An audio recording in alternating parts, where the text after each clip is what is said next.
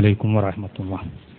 ഞാൻ പറയാൻ ഉദ്ദേശിക്കുന്ന കാര്യം, സഹോദരന്മാരെ, ഇവിടെ സൈദാലി സാബും അതുപോലെ സക്കരിയ സലഫിയും ഒക്കെ ശാസ്ത്രീയമായിട്ട് തന്നെ ചില ഒബ്ജക്ഷനുകൾ മണിഖാൻ സാഹിബിന്റെ ആശയത്തിന് എതിരെ ഉന്നയിച്ചു. ശാസ്ത്രത്തിന് തെളിയിക്കാൻ പറ്റില്ല.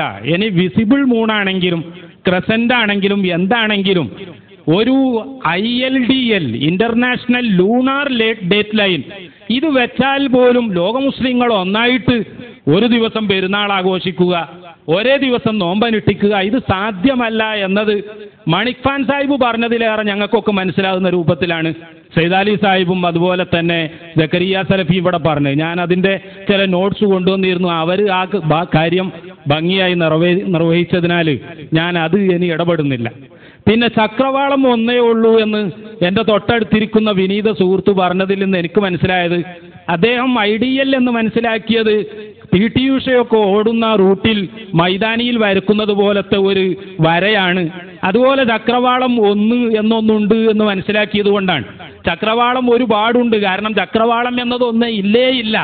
അത് ഒരു മനുഷ്യൻ ഭൂമിയുടെ സർഫസിൽ എവിടെയാണോ നിലകൊള്ളുന്നത് അവൻ്റെ തലയും അവൻ്റെ പാദബിന്ദുവും അവൻ്റെ ശിരോബിന്ദുവും ഒരു വൃത്തത്തിന്റെ കേന്ദ്രമായി വലിയ വൃത്തം വരച്ചാൽ മൊത്തം പ്രപഞ്ചത്തെ രണ്ടായി പകുക്കുന്ന വൃത്തത്തിനാണ് ദായിറ അല്ലെങ്കിൽ അറബി ഭാഷയിൽ ഉഫുക്ക് എന്ന് പറയുന്നു.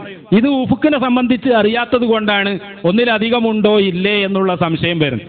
ഏതായാലും പിന്നെ അദ്ദേഹം മറ്റൊരു തെളിവ് പറഞ്ഞു.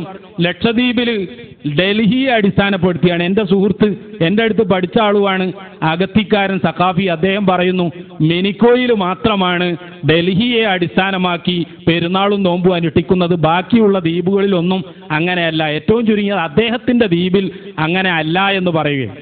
ഇവിടെ ഞാൻ ഒരൊറ്റ കാര്യം ഇനി ഊന്നി പറയാൻ ആഗ്രഹിക്കുകയാണ്. പ്രിയപ്പെട്ട സഹോദരന്മാരെ, ശാസ്ത്രീയമായി തന്നെ നോമ്പ് പെരുന്നാൾ ലോകത്ത് ഒന്നായിട്ട് ഒരു ദിവസമാക്കാൻ സാധ്യമല്ല എന്നത് ഖണ്ഡിതമായി പറയാൻ പറ്റുന്ന കാര്യമാണെങ്കിൽ മേലിൽ നിങ്ങൾ ഇനി അതിനു വേണ്ടി ശ്രമിക്കാതിരിക്കുക. അതേസമയം നേരത്തെ പറഞ്ഞതുപോലെ ഒരേ സ്ട്രീറ്റിൽ തന്നെ 3 ദിവസം നടത്തുന്നത്, അതിന് പരിഹാരം കാണണം. അതിന് കണക്ക് നല്ലവണ്ണം അറിയുന്ന, കണക്കിന് വേണ്ടി വാദിക്കുന്ന ചെറുപ്പക്കാർ ഖാദിമാരുമായിട്ട് നിരന്തരം ബന്ധപ്പെടണം. ഖാദിമാർ മാസം കാണണം എന്ന് വാശി പിടിക്കുന്ന ഖാദിമാരെ സമീപിക്കണം. ഇതാ കണക്ക് പ്രകാരം ഇന്ന സമയത്താണ് കാണാൻ സാധ്യത, നിങ്ങൾ അതൊന്ന് പ്രത്യേകം ശ്രദ്ധിച്ചു നോക്കണം. അതിനുവേണ്ടി ഒരു സംഘടനയുണ്ടാക്കണം. ഖുറൈബിന്റെ ഹദീസ് ഞാൻ അതിന്റെ ടെക്സ്റ്റ് സഹിതം ഇവിടെ കൊണ്ടുവന്നു. ഇബ്നു അബ്ബാസിനെ ഇവിടെ തെറ്റായി നേരത്തെ മണിഖാൻ സാഹിബ് ഉദ്ധരിക്കുകയുണ്ടായി. ഇബ്നു അബ്ബാസ് റളിയല്ലാഹു അൻഹു പറഞ്ഞത് ആ ദിവസത്തെ അതിന്റെ ടെക്സ്റ്റിനെ സംബന്ധിച്ചുള്ള ചില ചർച്ച ഇവിടെ നടന്നു. എന്നാൽ അദ്ദേഹം മാസം കണ്ടത് 2 ദിവസമായതിന്റെ പേരിൽ പെരുന്നാൾ 2 ദിവസം തന്നെ ആകണം എന്ന് നിർബന്ധം പിടിച്ച ആളാണ് ഇബ്നു അബ്ബാസ് റളിയല്ലാഹു അൻഹു എന്ന ഖുറൈബിന്റെ ഹദീസ് ഉദ്ധരിച്ചത് ഇമാം മുസ്ലിം റഹ്മത്തുള്ളാഹി അലൈഹി തന്റെ സ്വഹീഹ് മുസ്ലിമിലാണ്. പിന്നെ ഇന്റർനാഷണൽ ഡേറ്റ് ലൈൻ, ഇത് വാണിജ്യ ആവശ്യങ്ങൾക്കാണ്.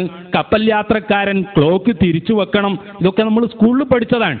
ഈ ഇന്റർനാഷണൽ ഡേറ്റ് ലൈൻ ഉണ്ടാകുമ്പോൾ തന്നെ ഇന്ത്യ രാജ്യത്ത് ഒരു സ്റ്റാൻഡേർഡ് ടൈമുണ്ട്. അതേപോലെ തന്നെ ഓരോ മെറീഡിയൻ അനുസരിച്ചും ലോക്കൽ ടൈമും വ്യത്യാസപ്പെടും. ഒരു സമയത്ത് ഇന്ത്യയിലെ ഏറ്റവും പടിഞ്ഞാറേ അറ്റത്തുള്ള ഗുജറാത്തിലെ ദ്വാരകയും അതുപോലെ തന്നെ ആസാമിലെ ഡിബുസ്ഗറും തമ്മിലുള്ള സമയവ്യത്യാസം ശരിയായ മെറീഡിയൻ അടിസ്ഥാനത്തിൽ പരിശോധിക്കുകയാണെങ്കിൽ 2 മണിക്കൂറിലധികം ഇന്ത്യയുടെ കിഴക്കും പടിഞ്ഞാറും വ്യത്യാസമുണ്ട്.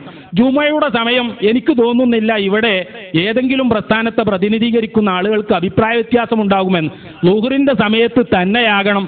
ളുഹറിന്റെ മുമ്പ് ബാങ്ക് കൊടുക്കാൻ പറ്റുമോ ഇല്ലേ എന്നൊരു അഭിപ്രായ വ്യത്യാസമുണ്ട്. ജുമ നിസ്കാരം എന്തായാലും ളുഹറിന്റെ സമയമായിട്ടേ പറ്റൂ, അസറിന്റെ ശേഷം പറ്റുകയുമില്ല. നോക്കൂ നിങ്ങൾ, ഇസ്ലാമിന് ഇത്രമാത്രം വലിയ ഐക്യത്തിന്റെ താല്പര്യമുണ്ടോ? ഇസ്ലാമിന് ഐക്യത്തിന്റെ താല്പര്യമുള്ള പല വിഷയങ്ങളുണ്ട്. അതേസമയം എല്ലാ കാര്യങ്ങളിലും ഈ ഐക്യം വേണം എന്ന് ഇസ്ലാം പറയുന്നില്ല. ഹജ്ജിന് വേണ്ടി ലോകത്തുള്ള എല്ലാവരെയും അവിടെ കൊണ്ടുവന്ന് പരമാവധി ഏറ്റവും വലിയൊരു ഐക്യ സമ്മേളനം അവിടെ നടത്തുന്നുണ്ട്. അതേസമയം നോമ്പ്, ഇത് നിസ്കാരം തുടങ്ങിയ കാര്യങ്ങൾ വ്യത്യാസമാണ്. 2.5 മണിക്കൂറുള്ള സൗദി അറേബ്യയിൽ നമ്മൾ ജുമ കഴിഞ്ഞ് നമ്മുടെ നാട്ടിൽ അസർ ആയതിനു ശേഷമാണ് അവിടെ ജുമ നിസ്കരിക്കുന്നത്. നമ്മുടെ വ്യൂ പോയിന്റിൽ നിന്ന് സംസാരിക്കുകയാണെങ്കിൽ ഇവിടുത്തെ ഈ മാനദണ്ഡം അവിടെ പാലിക്കണം എന്ന് പറയുകയാണെങ്കിൽ ആ നിസ്കാരം തന്നെ ശരിയല്ല എന്ന് നമ്മൾ പറയേണ്ടി വരും. കാരണം നമ്മുടെ ജുമുഅ കഴിഞ്ഞ് 2.5 മണിക്കൂർ കഴിഞ്ഞിട്ടാണ്, ലണ്ടനിലാണെങ്കിൽ 5.5 മണിക്കൂർ കഴിഞ്ഞിട്ടാണ്, സാക്ഷാൽ അമേരിക്കയിലെ സാൻ ഫ്രാൻസിസ്കോയിൽ ഇപ്പോൾ സമയം രാവിലെ 3 മണിയാണ് എന്ന് പറഞ്ഞാൽ നമ്മൾ ജുമുഅ നിസ്കാരവും എല്ലാം കഴിഞ്ഞ് എന്നിട്ടേ അവർക്ക് നേരം പുലരുക തന്നെയുള്ളൂ. അതുകൊണ്ട് ഞാനിവിടെ അവസാനിപ്പിക്കുകയാണ്. ഒരൊറ്റ തെറ്റിദ്ധാരണക്ക് കൂടി മറുപടി പറയാൻ ആഗ്രഹിക്കുകയാണ്. ഇമാം ഷാഫിയെ പറ്റിയും മണിക്വാൻ സാഹിബ് വല്ലാതെ തെറ്റിദ്ധരിച്ചു. ഇമാം ഷാഫി ഒരിക്കലും അത്തരം ഒരു ഡേറ്റ് ലൈനിന്റെ വിഷയം തന്നെ പറഞ്ഞിട്ടില്ല.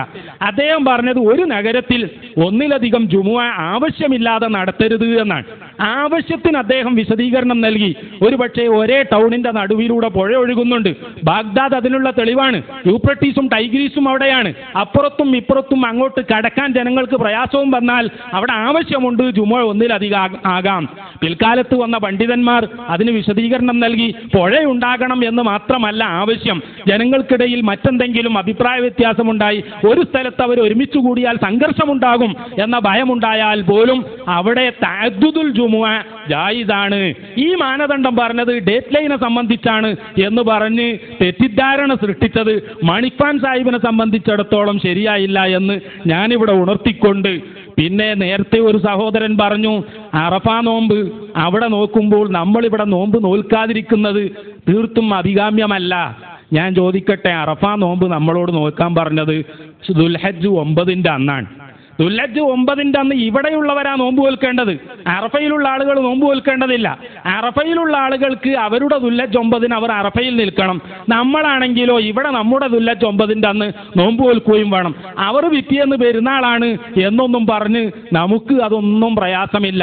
ഉള്ളതുപോലെ നടന്ന് 4 മദ്ഹബിലെയും പണ്ഡിതന്മാരുടെ വ്യക്തമായ രേഖകൾ എൻ്റെ കയ്യിലുണ്ട്. സമയം പാലിക്കുക എന്നതാണ് സദസ്സ് മനസ്സിലാക്കുന്ന ഒരു പ്രസംഗകനെ സംബന്ധിച്ചിടത്തോളം ഏറ്റവും വലിയ ബാധ്യത എന്ന് മനസ്സിലാക്കി ആ പണ്ഡിത റിപ്പോർട്ടുകളൊക്കെ ഞാൻ ഇവിടെ വെച്ചുകൊണ്ട് ഒറ്റ വാക്കിൽ അവസാനിപ്പിക്കുകയാണ്.